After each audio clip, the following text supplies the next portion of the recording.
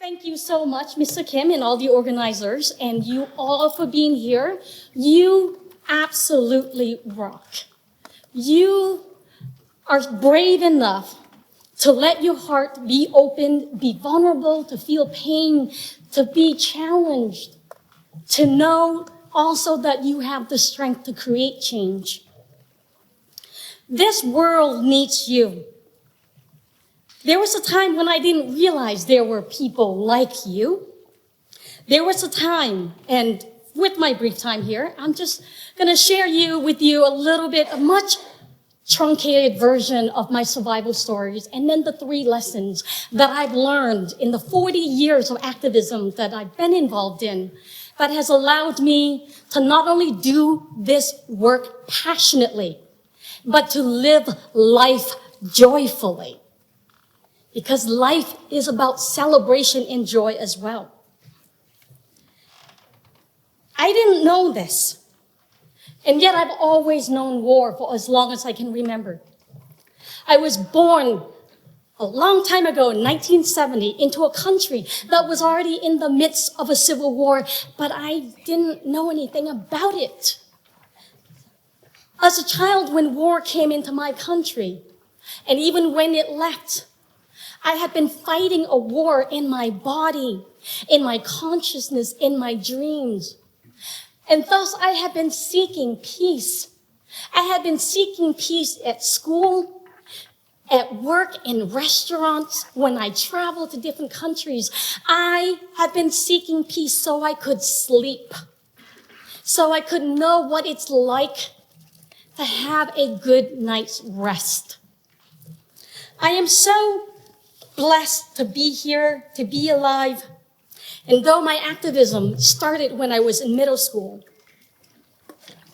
for probably like many of you, I joined the student government, which I also did at universities, which led to 3 years working at a domestic violence shelter, advocating for women to be safe, which then led to 10 years of working as a spokesperson for the campaign for Landmine-Free World to remove these indiscriminate little weapons from our world, weapon this system that numbers in the multiples of millions in 75% of our in a quarter of our countries.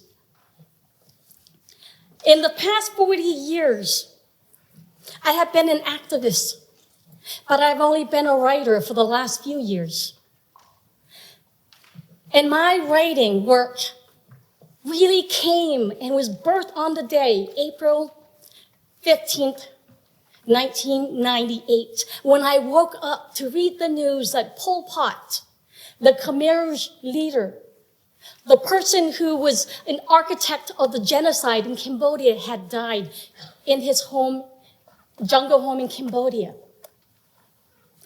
And on the news, on the radio, there were multiple reports of his death.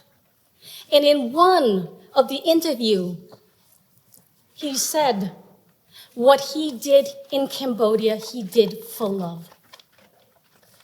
I felt so much rage, so much anger, so much hurt that I fell to the ground and curled into a fetal position and cried. For how dare he say what he did for love? Because love does not a genocide make. Love does not torture.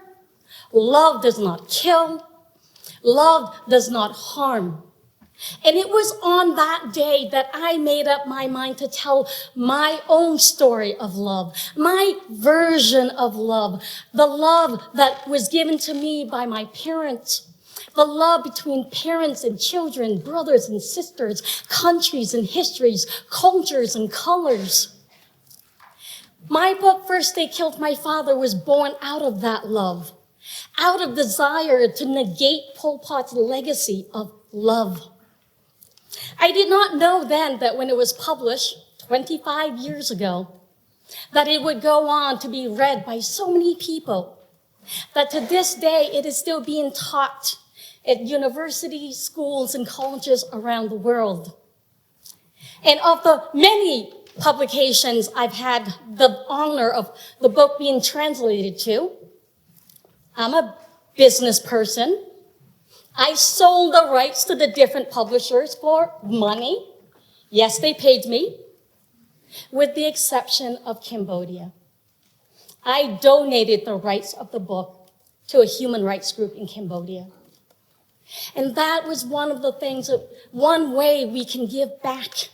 And that was one way I chose to give back to Cambodia, to donate the rights of the story to the book. I am so blessed that though I grew up in war, I really came into the world to parents who blessed me and sheltered me from the Khmer Rouge, this group of communist soldiers that existed in the 1960s in Cambodia. And they didn't have powers or arms and little support. And therefore, my Cambodia, if you've been to Cambodia, my Cambodia was a beautiful, green, lush nation. So green that to this day, I've yet to find the crayon in the box of 164 that we buy in America to color in the scenery. My Cambodia is 95% Buddhist, 95% farmers, people who lived off the land and prayed to live a life in peace. My Cambodia is 2,000 years rich in history, mythologies, gods and goddesses, and vibrancy and music and art. My Cambodia was not known as the killing fields that would later be infamous worldwide for being one of the most brutal genocide in the 20th century. My Cambodia was populated by 7 million people when I came into it. And more importantly to me, it was populated by a father who had a position, a job that afforded us a lifestyle privilege where I went to school 3 times a day, 6 days a week, where I played with 3 brothers who were so cool, or so they thought, wearing their bell-bottom pants, desperately as they loved Elvis music, Presley, which was back then, to grow sideburns, which some Asian men can successfully do. My brother could not. Cambodia was also joined by 3 sisters who I fought with so loud and often that my father threatened to replace us with monkeys. Thankfully, he never did. My Cambodia was spent going to villages and pagodas and as a family to the movie theater, where in the dark, my family of 9 would sit and the screen would come down and the monkey kings and the goddesses would fight epic wars of good versus evil. And when in my hands, I held my favorite junk food, fried crickets, which are much crunchier than popcorn. And when I got bored of holding my food and drinks, I would ever so gently tap my father's hands, and his palms would turn upward. My Cambodia didn't have cup holders. But when you have parents, there are no need for cup holders. My father's lap was my chair, his arms, my armrests, his hands, my cup holders. My Cambodia was one that was filled with love and dreams. But that Cambodia would come to an abrupt end on April 17, 1975. For on that day, the soldiers came in their black shirts and pants with guns on their backs and grenades on their belt, but they wore big, happy smile, and they came into my street. They pulled out their bullhorns and they started screaming for us to leave our homes, to pack as little as we could to sustain us for 3 days, because the Americans were coming with their B-52 metal killing birds. And if we didn't leave, we would be killed. And so we packed and we left. That Cambodia, that city, Phnom Penh, was populated by 2 million people. We were evacuated in 72 hours. What would you pack if that had been your home? Where would you go? What if it happened on a day like this and you're here and your family's in another place? How would you meet them again? That has been the fate and plights of so many Cambodians that to this day, we are still putting our names on listservs, looking for people we lost 40 years ago. 50 years ago now. But my family and I were lucky and we left. On that day, Cambodia would become a prison. And all the 7 million people on the land became its prisoners. We didn't have walls. We had soldiers. And we lived in fear. We were evacuated from our homes to live in villages that were more akin to labor camps, where every day for the next 3 years, 8 months, and 20 days consisted of only Mondays. And every Monday, whether you were 6 or 60 or 80, was a work day. And you wake up and you go and you dug trenches and you grew food and you built dams. And then the trucks would come and the food would be taken and it would return with guns and munitions and arms to fight a war you didn't vote, you didn't know, you didn't want, you didn't support, and you could not say anything against it. You could not protest, you could not speak up, you could not scream, you could not cry. Because if you did, it wouldn't only be a danger to you, but it would be a danger to all your loved ones. I was 6 years old when I knew and understood that to have the privilege of taking that next breath, I had to be silent. I had to be invisible. I had to be non-human. And yet we survived.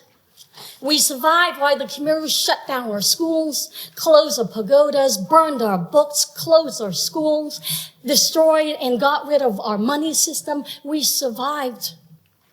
My family and I were among the millions of people evacuated and lived in fear. For what we knew and could not discuss openly was that day by day, people were disappearing from our villages. The soldiers came and they went. We knew we were in danger. And so we went from one village to another, always trying to stay that one precious step ahead. And when the soldiers came for my father, with their excuse that they needed him to help them remove an ox cart stuck in the mud, I knew I would never see him again. My father took a moment to talk to my mother, and she started crying in a way I've never heard my mother cry before. And when he came out of the hut, one by one, my father picked up my siblings into his arms. And when it was my turn, I had the instinct of heart to wrap my arms tight around him, to remember my feet dangling in the air as my father's arm tightened around me, to rest my face at that gentle slope, the nape of his neck, to tell my father I loved him. And he walked off into the sunset with the soldiers on either side of him. In that moment, all I felt was hate and hurt and rage in my heart.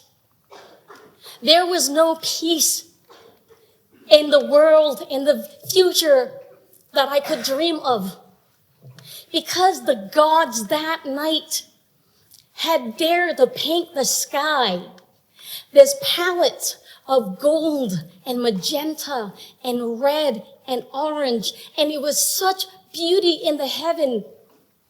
And yet there was only hell and hate in my heart. And now I was really angry at the gods. I do not know to this day what happened to my father. I've never seen or heard from him again, but this I know. This I know. Cambodia is a country of 180,000 square kilometers. And on this land, over 20,000 mass graves have been discovered. Over 1 million skulls of somebody's loved ones have been found.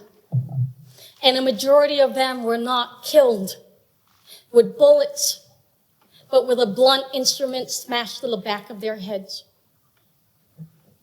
I was 7 when the soldiers took my father. What were you dreaming about when you were 7? What did you pray for when you were 7? What did you imagine your life could be when you were 7? My one and constant dream and prayers then and now continues to be for my father's death to be quick and painless. For the soldiers to use one of their bullets on him. But this I do not know. But you can imagine the anger and the rage and the pain that took root in my heart that now expanded, imprinted themselves into my DNAs. Hate turned me. And when my mother gathered my siblings to her at 3 months after my father was taken and said, we have to leave her.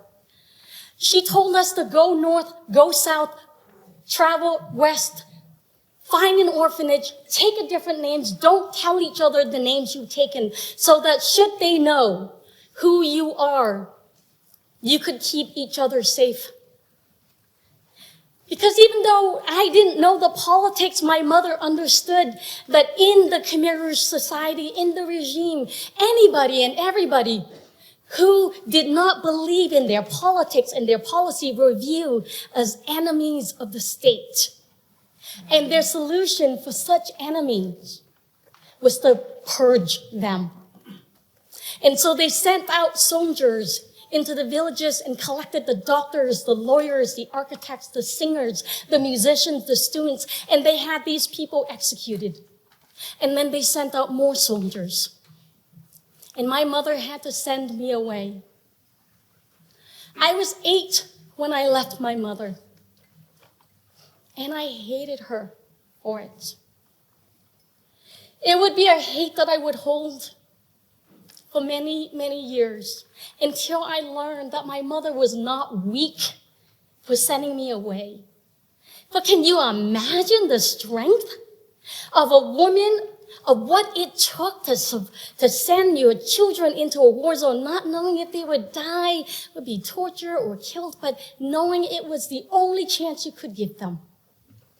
Until I was able to realize the strength of my mother, I did not know the strength of me. I am so blessed today to live, to be this age, to know my mother 50 years after her death. Many other children in our world do not get to have this privilege. And yet I live. And so I went. And I ended up at a child soldiers camp where they saw the hate and they saw the rage. And they didn't pull me aside and said, hate will only breed hate. They didn't pull me aside to try to teach me to be a critical thinker, an activist, a peace builder, a reader, a writer. They took me aside and gave me guns, half my body's height, a third my body's weight, and taught me to hate and hurt and kill. I am so blessed. And so lucky, but my war ended when I was 9, before I was put into the war to fight. The truth is, I have many other friends who were 14 and 13 and 11, and they were not so lucky. And what they had to do to fight a war as a child soldiers will forever scar their heart and their minds and their spirits. But I was lucky.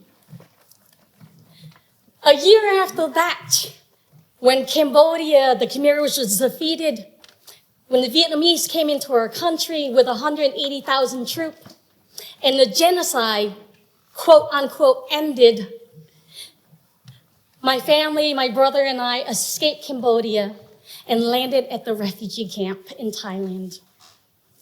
And there, after 6 months, we were told had been given this opportunity to go to this place called America. We didn't know anything about America. We hope it would be safe. The refugee workers, to try to show us what America was like, would show us movies on big screens in English. Oh, language we didn't speak. And if you traveled, you know that movies that made its way to Southeast Asia tended back then, 1980, to be movies with plot lines that took place in cities like Bangkok or Chicago or New York. And we were told we had been selected to go to this place called Vermont, America. I can tell a couple of the Westerners, Americans, you know, Vermont, America is statistically the whitest state in America. And this is true. For more diversity, Americans, I went to Maine, the second whitest state in America. In Vermont, America, thank you for that. In Vermont, America, life was so strange. This was 1980 and I landed when I was 10. I didn't speak any English. And unfortunately for me, it was the era of the Valley Girls. For the international people, Valley Girls is basically this. You start all of your sentences with duh, and you end them all with gag me with a spoon. Do not know why. Somebody actually, Jeremy explained it to me, so I'm putting him into my next book. That was my challenge. It's a book about zombie, vampire, Buddhist mythology. In Vermont, America, people were nice, but it was freezing, and it was their summer. And then they took us to the grocery store, our sponsor, and they introduced us to this thing called Uncle Ben's Minute Rice, which is not rice. And then our family would go to the store and buy the whole shelves of all the little pounds. In America, they sell rice in like 1 pound bags. We buy rice in 75-pound bags. They didn't understand that. They introduced us to this thing called meatloaf. Okay, ketchup, no matter what you say about it, is not a spice. Even when you put ketchup on meatloaf, it's still just ketchup. In this Vermont, America, we almost became thieves. We were at the store one day, and then we walked out and with a newspaper, and the store people stopped us and asked us and said we had to pay. We're like, well, why should we pay? It said the Burlington Free Press. But free is not free in America. I was so grateful to have this chance to grow up, to learn, to make friends. And yet the hate and the hurt and the rage did not easily leave me. Wars do not end just because you travel far and you leave it behind. And so the war followed me to America. It followed me into my geometry classes. It followed me while I was studying math and English. It followed me in the kick of a loud car engine. It followed me in the roar of a flying plane. It followed me in the hums of a mother's song or a father's laughter in the park. It followed me every single 4th of July. When my friends eat their hot dogs and burgers, waiting with anticipation for the wonderful fireworks, I crawl under the bench because the war was back. And why didn't they see it? Why didn't they come with me when I was trying to drag them underneath the bench to hide? Wars do not leave just because you leave it. Therefore, for much of my life, I had been seeking peace. and asking the questions that I thought would give me peace. Why am I not dead when so many of my loved ones are? Why do I get to live? And that I live, how do I make my life worthy? And how dare I not get perfect grades? Because I live, and therefore everything I do needed to be extra good. Because why else would I be alive? This produced so much anxiety and guilt and shame and blame and hurt. This produced schizophrenic mind, confused heart. When I am happy, I cannot forget the pain. And when I feel pain, I tell myself I must be happy. Why am I not getting this right? And this, I'm going to share very quickly, is how I become a writer and an activist. It's my search for meaning, for purpose, to contribute. The first lesson I learned about being a peace builder was that the work is there. It is essential that we invest in our own personal well-being and peace. It is essential that we deal with our own wounds and scars and hurts and pain. We all come into this work because we care passionately and want to change. And yet, when we don't take care of ourselves, the work we do may not be as powerful, and it may even produce more harm. And so the Buddha said, you yourself, as much as anybody else in this universe, deserve your love and affection. Isn't that amazing? It took me so long to understand this. Investing in peace means you know yourself. You do the work to know you, the good, the bad, the ugly. I had to do writing. I had to do therapy. I had to learn to make friends, to find and learn about me. The good of my trauma and the war experience is that I care passionately. I also have a great time wherever I go. I am most of the time always grateful just to be alive, to take that next breath. I am a fun person to hang out with because I believe in fun and joy and love. That is the good. I care passionately. The bad, PTSD sometimes still triggers. When I'm hungry, I think I'm going to die. I don't just get hungry. When my husband, who's American, comes from a family of 7, and he wants to talk about the trials of his day, and sometimes I listen, but then a lot of times I'll turn around and I'll say, do you know my parents were brutally murdered? So I have sometimes very little patience. And I'm trying to work on that. The ugly, I can get really mad. I still feel rage very easily. I have to, by choice, decide every day I was not going to give in to my rage. I choose to be an activist. I choose to be a peace builder. I choose to smile. I choose to enjoy life. I choose to take up space and create what Steve Killia yesterday said, create a cycle of virtuous, positive peace. I make that choice every time I get into a car, every time I meet a friend. I don't always succeed, but I choose to be positive. Some of us travel into this work from different places, so we must understand. And so establish a ritual for yourself to recharge, to meditate, to dance, to sing, to bake.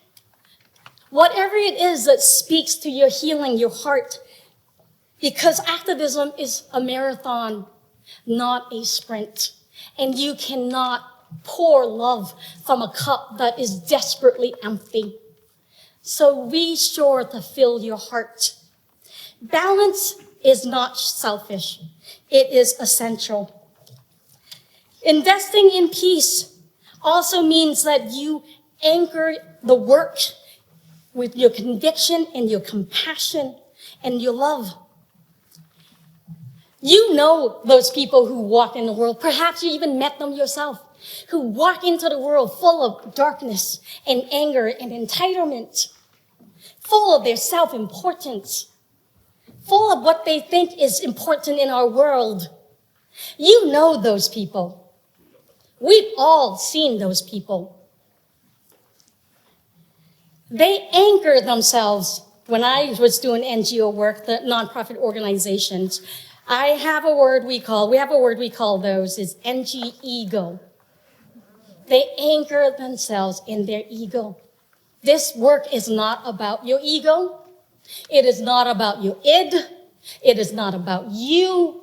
It is not about your shame. It is not about your guilt. This work is about the work being the right thing to do as one human to another and our responsibility to take care of each other. So anchor yourself in your conviction and compassion and love. I admit, I was once that person. There was a time when I was that person. When I walk into the room, you step away. When I walk in the room, I suck the air out of that room because you know I'm angry. And I did that. I gave a talk at Bates College in Maine. And after my talk, full of rage and anger, because I thought that's how you get information out. I thought that's how you make people listen and take action. These two Vietnam US soldiers, one was in a wheelchair, came up to me, tears rolling down his face. He was already an older man, but I could see in his broken body the young 19-year-old who went into war. And he said he was sorry. He said my words really hurt him, and it broke him. Right then and there, I decided I could not do that. I had to stop. I do not want my words or my work to create any more pain, to put any more pain in our world. That is not the work of a peace builder. It is important, the work we do, whatever we do, however we do it, as a politician, as a dancer, as a singer, as a mother, as a sister, as a brother.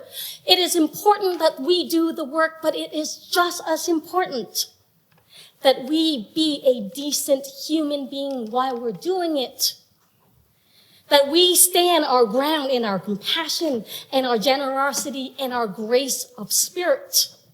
It is just as important to be a decent human being. And so for me, that was a big lesson.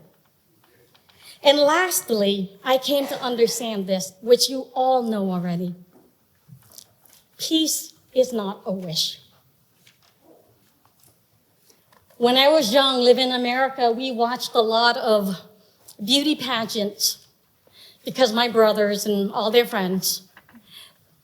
But if I had to hear a beauty pageant contestant say one more time, "I wish for world peace," that child soldier would have come out. Peace is not a wish. Peace is a choice. Peace is an action. Peace is rather many, many, many actions. And we must, in our abilities, capacity, whether it's a day a week a year, a week a month, whatever it is that is in your abilities and capacity, peace is something we choose and we act on and we create on a daily basis. So until you get to your places, practice peace building every day in your life for a lifetime. It could be an action like actually just saying hello to somebody. I actually have been so impressed, and there was a young man here who I thought his question was very touching. I made an effort to go and just thank him. That was a peaceful act. Peace is most powerful when it is done in your most authentic voice. For years, I tried desperately to speak perfect English. I grew up speaking Chinese, Qiujiao, Cambodian, and English. This is my third language. And I was silent. I did not speak for a year in America. People thought I was mute. People thought I didn't have a voice because I didn't speak. I was afraid that if I spoke, people would say, "You have broken English." Peace is done and is powerful when you are authentic. And this is my authentic voice. I am so grateful that I get to be here and I get to do this work. And I joined the campaign to ban landmines. And I went to Cambodia and worked with a center where we've helped over 28,000 people, where we stopped millions of landmines and actually rid the world of many of landmines. A weapon system the size of a hockey puck that when you step on it, everything below you, rocks, dirt, toenail, grass, bones, work like secondary missiles, shooting up into your limb, disintegrating your flesh. Landmines costing $1 to $3, but $500 to $1,000 to remove. Landmines that when you step on it is the second most painful injury, second to burns. And it's a lifetime of pain. Had I stepped on a landmine in Cambodia, we still have issues with landmines. After the war, 500 Cambodians every single month were being maimed, killed, injured by landmines. Had I stepped on a mine in Cambodia and I lived, and I went to a hospital, my limbs were amputated because there were doctors in a hospital. Every 6 months, 8 months, a year, or a year and a half, I would have to go to a clinic and have my limbs cut and recut and cut and recut again until I stopped growing. Because the stump will heal. The bones of a child will grow and will protrude out of the stump. I am grateful to have all my limbs. I am grateful also to meet the people we've assisted, to have written books that reach people, broken English and all. I remember feeling so privileged to have met the people we worked with, but also to meet the people whose life have been altered by our work. And I met this one woman in Cambodia who came to our center for prosthetic limbs, of which we produce over 200,000 and have helped over 28,000 individuals. And she came and she had spent many years on crutches or crawling on the ground.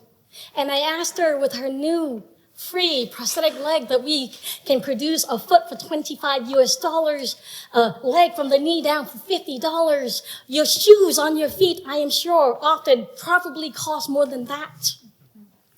But for that, she was able to walk. And I was asked her, what was the best thing about being able to walk? I was expecting her, who has a daughter who is 5, to say she could work, she could travel, she could produce more, do more. And she stopped and she said the best thing was that she was going to go to her village. And her daughter, who hadn't seen her in weeks, was going to run up to her. And she was going to bend down and pick her daughter up in her arms.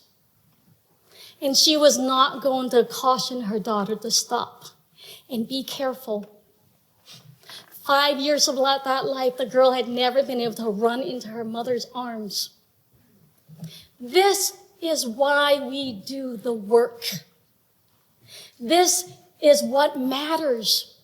I do not care about landmines. I care about what it does to people. I don't even care about prosthetic limbs. I care about that woman picking up her daughter in her arms. We are so blessed.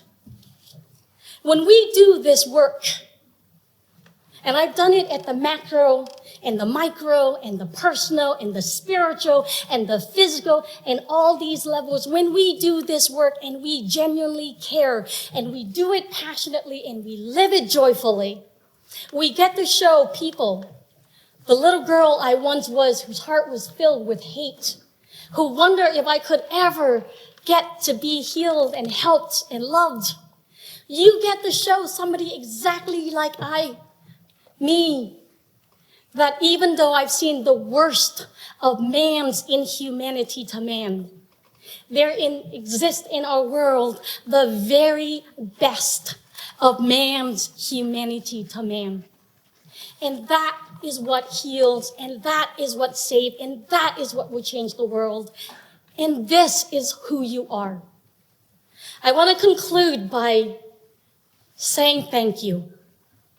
I want to say thank you for being here, for being brave, for opening your heart, for trusting it, for listening to vibrations of your heartstrings, for being challenged, for wanting to know, for being the future leaders I know you are. And I am so inspired and touched and moved and optimistic. And I am, after this conference, looking forward to the world just a little bit better than when I arrived.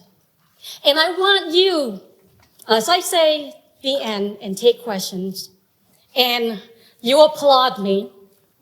Go ahead. Thank you. I want you to applaud for each other, to turn to each other, and just say thank you for being here. Thank you.